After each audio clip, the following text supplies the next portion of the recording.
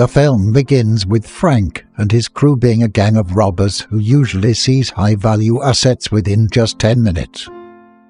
The gang consists of several individuals, each with their own tasks and responsibilities. First, there's Frank Salave, the strategist and safe-cracking expert. Second, there's Joe Sullivan. He's Frank's brother and assists him in safe-cracking. Third and fourth, there are Marshall and Baxter. They're responsible for securing the situation and are not hesitant to engage in armed confrontation. Lastly, there's Griffin. His role is to deceive the security systems of the bank they plan to rob. Today, Frank and his crew are gathered at a bar to plan the strategy for seizing valuable assets stored inside a vault of Man Chandelier Bank. Frank received this assignment from Rex, a fence dealing in million-dollar valuables. However, in line with his reputation, Frank is never aware of the value of the items he is about to steal. He simply follows Rex's instructions to carry out the heist. Inside the bar, there's Claire, Frank's girlfriend and Joy's sister. Claire works there as a waitress and is not part of the robbery gang. Initially, Frank was concerned that Claire might hear their plans and leak them. However, Joy assured her brother that Claire is not that kind of person. Hearing his sister's trust removed his suspicion, and they refocused on the mission. Now, we head to Rex's office. Richard is already there, the person who asked Rex to retrieve the item from the vault. Initially, Rex didn't know what this highly valuable item was. However, Richard finally revealed that the item stored in the vault is a $30 million diamond.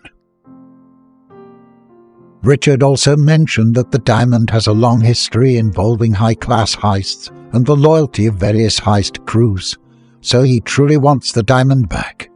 Therefore, he always advises Rex to be cautious because many police officers and detectives are after the diamond. Hearing Richard's explanation, Rex became tense. He realized that Richard didn't fully trust Frank CS. And the next morning, Frank CS carried out their actions according to their respective roles and responsibilities. They prepared to go to the pre-planned positions. Griffin, as the security hacker, moved first with his disguise, deceiving the officers by pretending to be a customer. However, after that, he threatened everyone present by brandishing a pistol. Shortly after that, Marshall and Baxter followed. This time, they shot all the security guards and ordered one of the bank employees to hand over the vault room key to them. Come on, let's go! Get out of there! Move! After successfully gaining control of the situation inside the bank, it was Frank and Joy's turn to carry out their actions. They emerged from their hiding spot and walked toward the vault room. Frank and Joy had to move quickly because they had only about 3 minutes to retrieve the item from the vault. Stop breaking my concentration. After successfully opening the vault, Frank quickly grabbed the box inside without inspecting its contents. Frank and Joy felt a sense of pride as their mission was almost complete. However, suddenly, the security alarm blared loudly, indicating that the police would arrive soon and they needed to make a hasty exit as this was an unplanned event.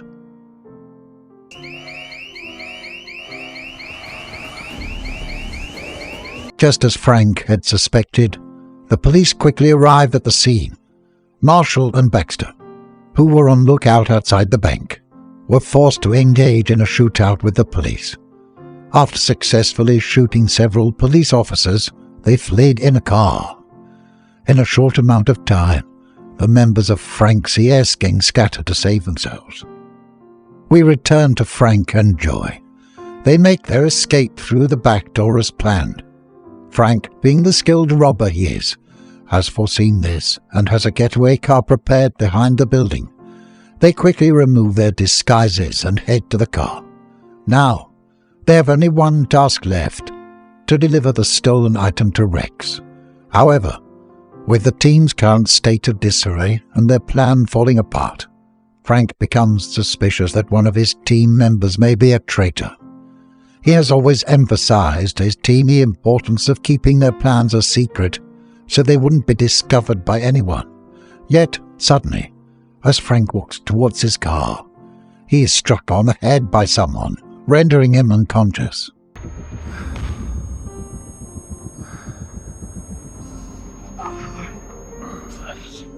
A few moments later, Frank regains consciousness with a pounding headache. As he looks around, he discovers that his brother has been killed with a gunshot wound to the abdomen.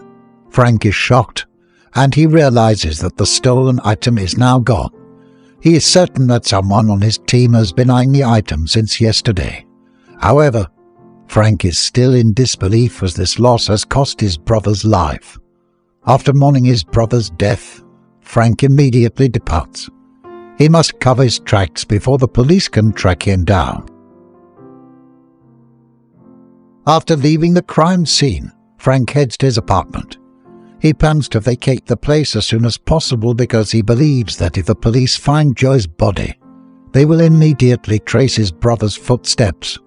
This indicates that sooner or later, the police will locate him. In his confusion, Frank suddenly receives a call from Rex. Rex questions Frank's failed operation and inquires about the whereabouts of the stolen item. However, Frank honestly responds that the box is now missing, and even his brother died on the spot. For now, Frank plans to pursue each member of his team one by one, convinced that the stolen item was taken by the person who killed his brother. Meanwhile, at Rex's office, all of Rex's team members are equally puzzled. However, upon hearing Richard's story about the value of the diamond thereafter, Rex also begins to suspect Frank. Therefore, Ivory, one of Rex's trusted individuals, is tasked with tracking down Frank. Rex believes that Frank will lead them to the diamond. After leaving his apartment, Frank searches for Claire. Initially, he intimidates Claire, but it turns out that Claire says she doesn't know anything. In fact, Claire only found out that the heist by Frank CS failed and Joy was shot there. I don't have a trash. Take it and get the fuck out. Somebody shot him. What do we do? After recounting the failed heist, Frank takes Claire with him. Frank is convinced that the police will trace Joy's footsteps and arrest the people closest to her, including them. Furthermore, Frank believes that Rex will send his team members to capture him.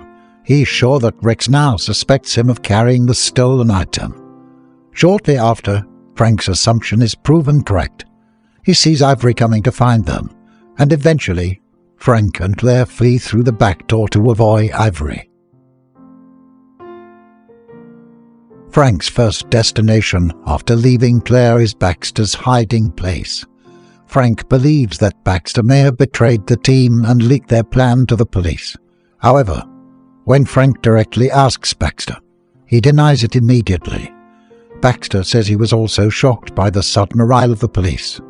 He explains his position at that time, securing everyone in the bank to ensure they wouldn't interfere with Frank and Joy while they were inside the vault. While he was recounting this, Baxter suddenly received a message ordering him to capture and kill Frank. He attempted to shoot Frank, but luckily Frank managed to dodge the shot. Shortly after, they found themselves in a shootout.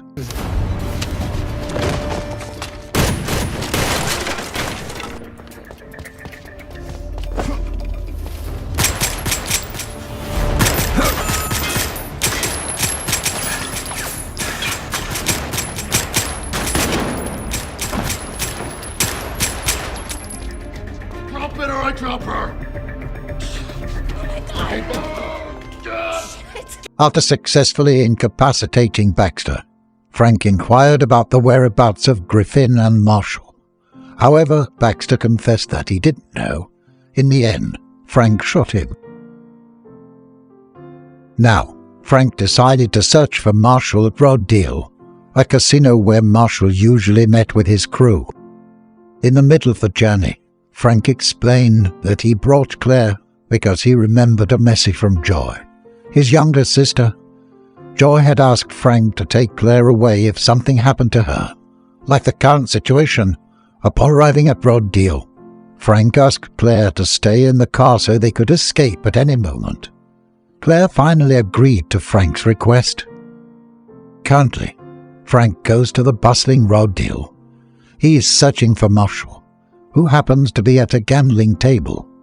After finding Marshall, Frank accuses him of taking the box.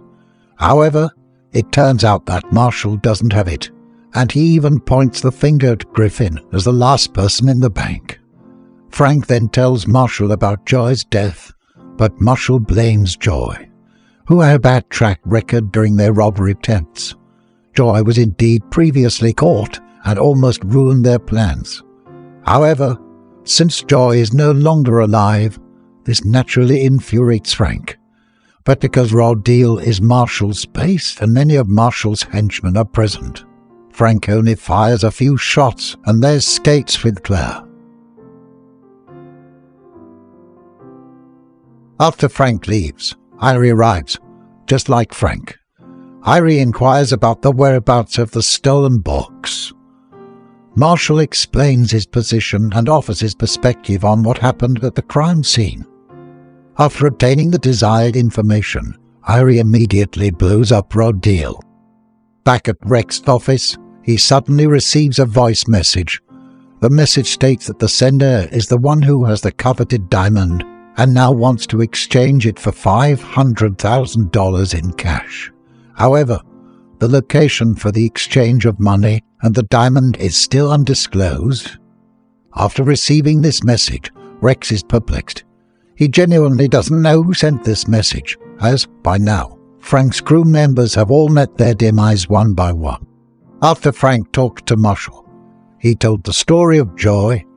Even though his sister had been arrested and in prison for 7 years, Frank was certain that Joy had never betrayed them. Moreover, based on Frank's experience working with Rex, the team had never experienced chaos like this before. Just like Frank's reputation of being solely focused on his job, Rex was always responsible for the payments. Rex always kept his promises, and he shouldn't have betrayed Frank. To find Griffin, Frank sought out an illegal practicing doctor who operated in a motel and was accustomed to dealing with patients involved in the criminal world, such as robbers. Frank was confident that Griffin was either at this location or had been treated here at some point. His suspicion turned out to be accurate. After meeting with the doctor admitted that he had recently treated Griffin. Initially, the doctor was reluctant to disclose Griffin's whereabouts, but Frank continued to threaten his safety. Claire even assisted Frank in pressuring the doctor, who eventually confessed that Griffin was heading to the train station. At the same time, Ivory arrived at the motel. He caused a commotion by threatening the motel receptionist. Meanwhile, Frank and Claire heard the commotion from the first floor, and they immediately recognized that the person causing the disturbance was Ivory, who was pursuing Frank. Therefore, Frank and Claire quickly escaped via the emergency staircase. Elsewhere, Rex called Ivory. Ivory explained that he was meeting with the doctor and had spotted Frank. At this point, their strongest suspicion was that Frank didn't have the diamond, and Frank was still attempting to locate it as the situation had become quite chaotic. Richard received a call from his boss, who continued to press Richard to secure the diamond promptly to prevent its discovery by law enforcement or other legal authorities. Now, Frank is heading to the train station to find Griffin. However, this afternoon, the station is very crowded. Frank and Claire can't possibly check every person. Nevertheless, Frank thinks there's a possibility that Griffin might be disguised as a station worker, because that's what would allow Griffin to move on and off the train without needing a ticket or travel documents. Unfortunately, there are also many station workers. While they're pondering this, Claire suddenly has an idea. She quickly divides the tasks, and Frank promptly starts executing them.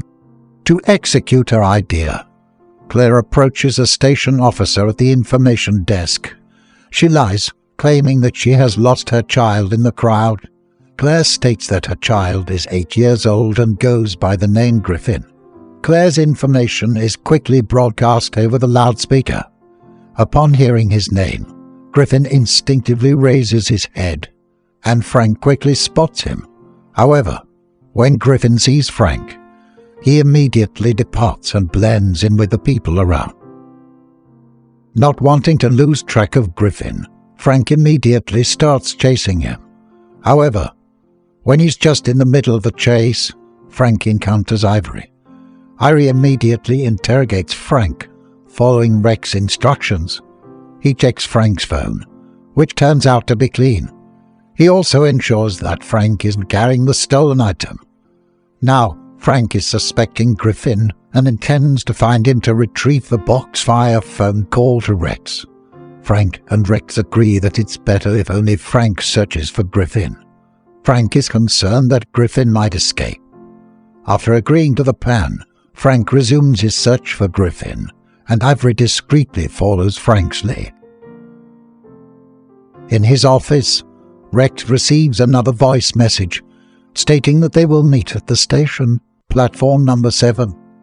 Since Rex has already received the report from Ivory, who is willing to be at the station, Rex is convinced that the message sender is Griffin. Therefore, he must prepare $500,000 and move to the station. However, Richard deadens Rex. He doubts Rex's plan and suspects that the voice message might be an FBI trap. However, Rex proceeds with his plan as a high-value item fence. Rex is determined to get the $30 million worth of diamonds, and because he feels he no longer needs Richard, he heartlessly shoots Richard on the spot. Back at the station, Frank resumes his search for Griffin. However, he briefly encounters Claire and informs her that he's being followed by Ivory. Frank instructs Claire to be cautious. Shortly after, Ivory passes by Claire. Frank finally reaches the lower level.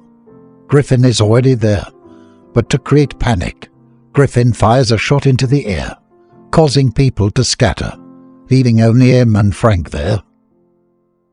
On the lower level of the station, Frank and Griffin engage in a gunfight.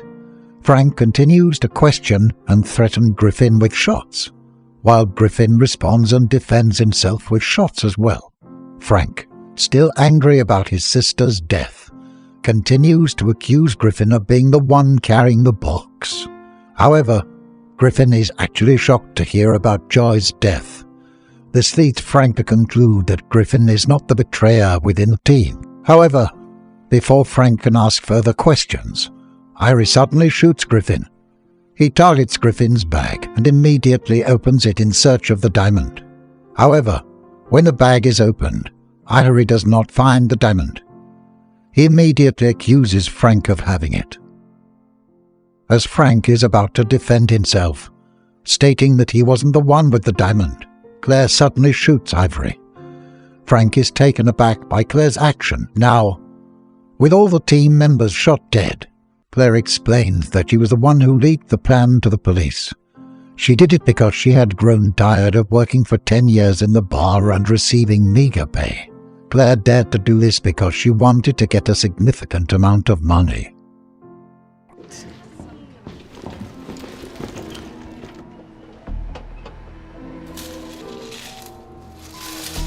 Claire states that she's the one who has the stolen item now.